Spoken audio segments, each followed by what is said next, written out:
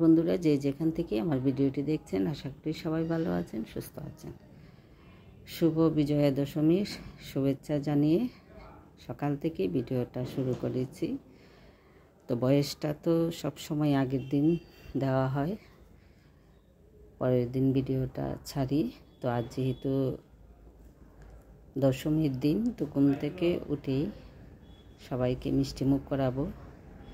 দশমীর দিন তো যার যেরকম সামর্থ্য আছে এই অনুযায়ী সবাই চেষ্টা করে একটু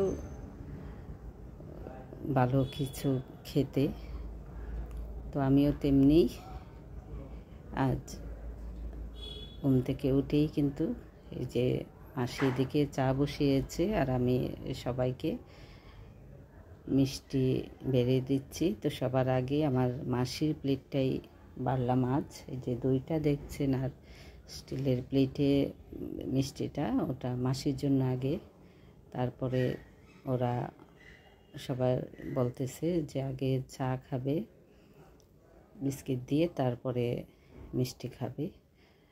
তো এই যে সকালের পর্ব শেষ করে তো চলে আসছি, যেহেতু আজকে দশমী, ছেলে মেয়ে সবাই বাসায়, তো ভালো কিছু তো করতেই হয়। তো বাড়ি থেকে আসার আগেই আমি পাঠিয়ে দিয়েছিলাম যে খাসির মাংস, পাটার মাংস, তারপরে হাঁস, 4টা হাঁস, তারপর 3টা দেশি মোরগ। তো মোরগটা কিন্তু নিজের ঘরেরই ছিল, আর যেগুলি বললাম সবগুলি কিন্তু কেনা বলতে যে খাসি বলেন আর পাঠা বলেন, বাড়িতে এই যে কেটে নিয়ে আসলে এটা একেবারেই নিজের চোখে দেখে তারপরে মাংসটা পাওয়া যায়, এটার মধ্যে কোনো ভেজাল থাকে না।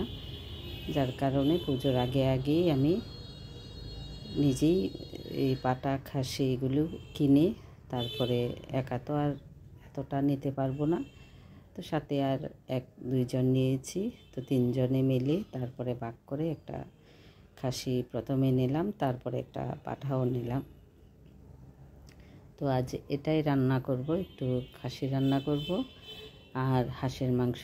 তো দুটো রান্নার একটা কারণ ছোটো মেয়েটা আবার খাসির মাংস কোনো দিনই খায়নি, সে খেতে পারেও না, ওর নাকি গন্ধ লাগে। তো ওর জন্য এই যে হাঁস, তো ওর জন্য বলতে তো রান্না করলে সবাই খাবে, তো এই রকম পরিমাণেই রান্নাটা করব। অন্যরা সবাই খাসি আমরা খাই, পাটাও খাই, ও খায় না। তো এই যে খাসিটা রান্না করব সবার জন্য, আর হাঁসটাও সবার জন্যই হবে। তো ওকে সামনে রেখেই কিন্তু এই হাঁসটা রান্না করা হচ্ছে। আর এই যে একটু রোস্ট, পোলাও এগুলো তো করতেই হবে। ছেলে ঘুম থেকে উঠেই বলতেছে যে কী হবে। তো কির মধ্যে কিন্তু রোস্ট পোলাওটা থাকতেই হবে, তাহলে হবে না। নাতনিও তেমনই, জাল মাংস চাইতে ওই যে রোস্ট পোলাওটাই বেশি পছন্দ করে। তো একে একে এই যে এই খাসির মাংসটাকে আমি একটু কষিয়ে তারপরে রাইস কুকারে নিয়ে যাব, কারণ রাইস কুকারে দিলে মাংসটা অনেক সুন্দর সিদ্ধ হয়। তো ওটা সিদ্ধ হতে হতে তারপরে আমি হাঁসের মাংসটাও মাখিয়ে ফেলবো।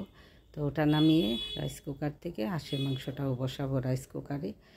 তো একটু একটু করেই আপনাদের সাথে শেয়ার করব, সবটা পারবো না কারণ অনেকটা লম্বা ভিডিও হয়ে যাবে।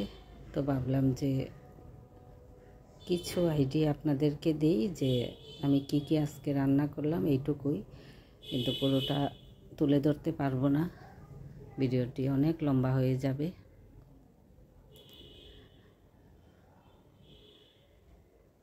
তো মাংসটা তো খুব একটা সময় নেয়নি সিদ্ধ করতে। তো বাজারের মাংস যেরকম হয় নিজের হাতে কিনে এনে বাড়িতে কেটে কুটে নিয়ে আসলে এগুলিতে এত ঝামেলা করতে পারে না, কারণ গ্রামের ওই যে জানাশোনা বাড়ি থেকেই কিন্তু কেনা হয়, একেবারে যে বাজার থেকে নিয়ে আসা হয় তা না। আশেপাশে অনেকেই কিন্তু পাটা খাসি গ্রামে প্রত্যেকের বাড়িতেই আছে, আর এগুলো ওরা সিজনালি বিক্রি করে, দেখা যায় ঈদের আগে, পুজোর আগে, তো এরকম প্রায় সময়। আর আমাদের গ্রামের বাড়িতে ওটা ঈদ পূজা না, দেখা যায় যে 2 মাস পরে পরেই ওই 3-4 জন একসাথে হয়ে একটা খাসি কিনে নেয়। এই 9,000, 10,000 টাকা, 8,000 টাকা এরকম করে 3-4 জনে মিলে নিয়ে নেয়। অনেক সময় দেখা যায় যে বাগে পাওয়াও যায় না, এরকম অবস্থা। তো ওই সিস্টেমটা থাকাতে আমার মাংস যেটা বলেন খাসি পাটা, এগুলি খেতে এতটা সমস্যা হয় না। যেই কাটুক না কেন আমার বাসায়, আমি যদি নাও থাকি তাও বাড়ি থেকে ফোন দিয়ে বলবে যে আপনার জন্য একটা বাগা রাখবো কি না। তো যদি বলি তো রেখে দেয় ফ্রিজে, তো যেই আসুক না কেন নিয়ে আসে বাড়ি থেকে। বাজারের কেনা মাংসটা এতটা খাওয়া হয়নি আমাদের।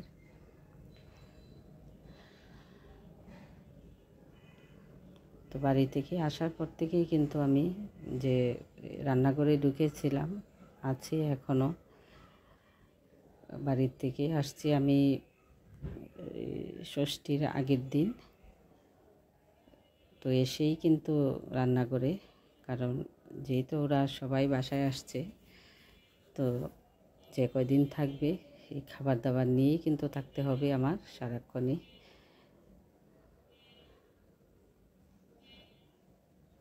আর আপনাদের সাথে আসলে আমার একটা দূরত্ব সৃষ্টি হয়ে গেছে বাড়িতে যাওয়ার পরে, এটা আমি বুঝতে পারি। কিন্তু ওটা আবার ঠিক করতে করতে হয়তো আমার অনেকটা সময় লেগে যাবে। অনেকেরই আমি পাই না, আবার দেখা যায় অনেকের সাথে যোগাযোগ ঠিক চালিয়ে যাচ্ছি কিন্তু সাড়া পাচ্ছি না। কেন পাচ্ছি না, কী কারণে তা জানি না। তবে যাদেরকে স্মরণ আমি করি, ওরা ঠিক প্রতিদিন ভিডিও নিয়ে আসে, আমি ভিডিও দেখি, পরেও কিন্তু এদের সাড়াটা খুব একটা পাচ্ছি না। তো আস্তে আস্তে হয়তো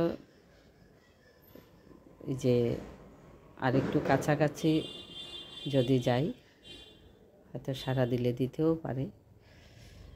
তো আমার চেষ্টা করতে হবে আরও।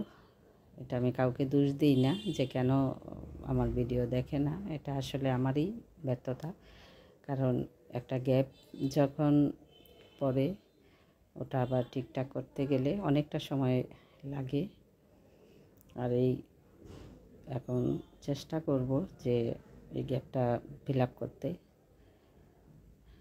কারণ প্রত্যেকেরই কিন্তু এরকম ঝামেলা পড়ে, শুধু আমার না, অনেকেই আছে এরকম। কিন্তু জায়গাটা আবার ঠিকঠাক করতে অনেকটা সময় লেগে যায়। তো আছি আপনাদের সাথে, প্রতিদিনই এখন থাকবো, চেষ্টা করব আপনাদের ভিডিওগুলো দেখার।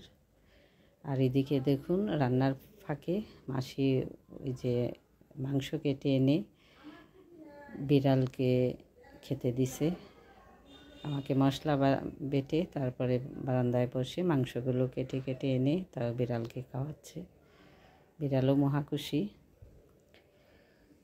তো আপনাদের সাথে কথা বলতে বলতে এই হাঁসের মাংস, খাসির মাংস দুটোই হয়ে গেছে। এখন একটু রোস্টটা অফ ক্যামেরায় করে নেব।